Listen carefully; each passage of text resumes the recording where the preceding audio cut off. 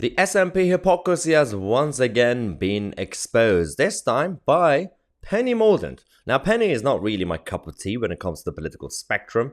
I don't agree with everything she says or her policy ideas. But in this case, she is basically saying what we all think when it comes to the SNP's hypocrisy. This is a speech that we have, I'm going to react to it as we watch in the House of Commons, talking about the problem with the double standards of the SNP leadership. Let's go to the video. We've heard her raise her dismay at divisive language, but she doesn't want us to clock the hate-fueled bile that comes from many SNP campaigners at anyone who loves the union or dares to challenge them on any of their policies. She wants to preach about offshore tax havens and offshore schemes, but wants us to discount the use of such schemes, as we've discovered this week, by the Scottish Government. That's actually a very good point. We did cover this a while ago on the channel.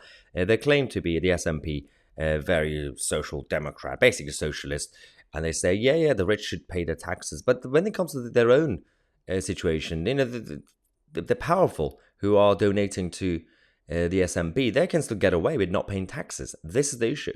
As we have seen in the CalMac tax scandal. And she wants us to listen to the leadership candidates in her party saying they can be trusted on healthcare, that they'll turbocharge the economy and are brimming with ideas, but doesn't want us to recognise that they have crushed health, stifled growth, and need to set up commission after commission to find some ideas. That's true. They have meetings to have more meetings, and they keep throwing money at the NHS, and they all carry these NHS badges with their rainbow NHS badges. But at the same time, we've had so many issues in Scotland, not to say that things are in England is also perfect, but the issue is they claim to be in charge, but at the same time they blame everything on the English. She would also like us to see the SNP as a champion of democracy and not look at their rejection of the referendum result. Does she not recognise the extraordinary occurrence this week of membership candidates in the leadership, the candidates in the leadership contest, having to write a letter in order to try and guarantee a free and fair election? That's so true. Luckily, Peter Morale has now resigned as CEO of the SNP, and the list of membership have now been published. It hasn't really addressed the bigger problem. If the candidates were called Mo, Larry and Curly, it couldn't get any more slapstick. Yes. And given the SNP's previous form and contempt for democracy, I wonder if this contest they are going to actually adhere to the result at all. Will the candidates try and test the result in the courts, cry foul, or attempt a rerun of the process on their own and claim it's legitimate? I'm afraid we've got 2 more weeks of this, but we know the outcome already. Whoever wins, Scotland will lose. Oh, Brandon Lewis. So good. Absolutely spot on, Penny Mord. It's such a shame about Penny, isn't it?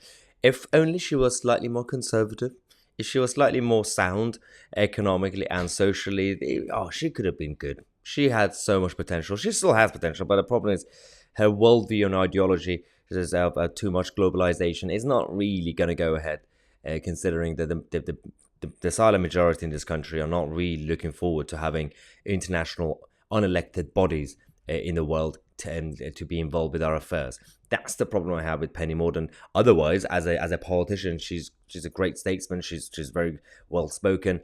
It's just that she's a bit of a wet lettuce. That's the issue. Too much wokeism stuff, and it's just absolutely embarrassing. Otherwise, she said all the right things in this issue, and so I praise her for her comments on the SNP. Let me know your thoughts. Are you willing to, for a second, ignore the pessimism that we have when it comes to the political circus if we manage to get some good MPs in place after the next election? Can we restore trust in Parliament? Good luck with that. Thank you so much for watching. I'm Mahyar, Tousi, and we are the media.